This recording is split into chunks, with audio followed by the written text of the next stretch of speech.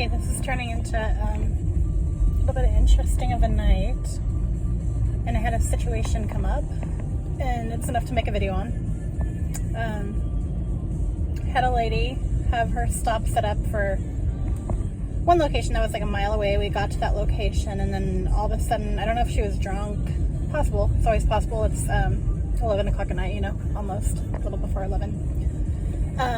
And right when we got to the stop, it was, oh, it's not here, it's Chester Avenue or whatever, which is 4 miles away from where we were. So I mentioned, you know, you could change it on the app, and she didn't really like act like she was wild about doing that or knew what that even meant, you know, like changing it herself. So my next game plan, because my whole thing is just to maintain safety, and people when they're drunk can be a little irate. Sometimes you don't want to do the wrong thing and, you know, get them on the wrong state of mind, and they'll be a little upset at you and whatever. So the way I handled this one is I just told her I'll put it in on my own GPS, and it'll add, you know, wherever we go onto your route, and it's gonna like add on that amount, however longer it is, time and everything, and it'll be no problem. You don't have to do anything yourself, you know, it'll be fine. And so that comforted her. It was perfect for her and good for me too. And here's the thing, like, you can be paranoid as a driver, and you know, I know a lot of drivers just go by the books and they just want to end the ride right where Lyft leaves it and everything. But what's in the back of my head all the time is if you have to do that, and I have a few times actually with inebriated ones. This is a more major one being 4 miles away.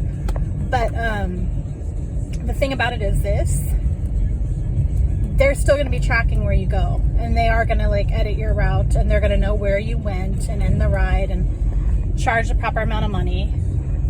And I'm totally going to pause here and take a brief moment and show you guys this clock, which I love. Every night I have to look at that. It's beautiful. Anyway, that's another cool thing about rideshare. You get to look around and see the, you know, pretty architecture in the city and everything. Anyway, off on that trip. Sorry.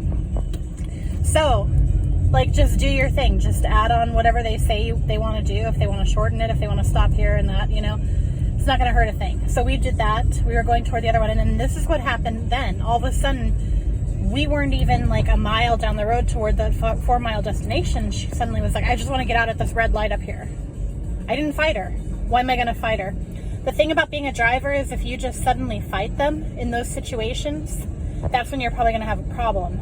And I've taken a lot of rides and I've never had a problem. So I just threw on my hazards. I pulled over, let her out there, and ended the ride right there. And that was that. So yeah, I just wanted to share that with you guys. So anything they want to change, it doesn't hurt to comply for it, you know. As far as feeling at risk, just take care of your own self, you know. Carry your own, like, protection and whatever, because if you're worried about not being precisely on the Lyft app, like when you do these things, you know, that should ease your attention when someone's in the car with you.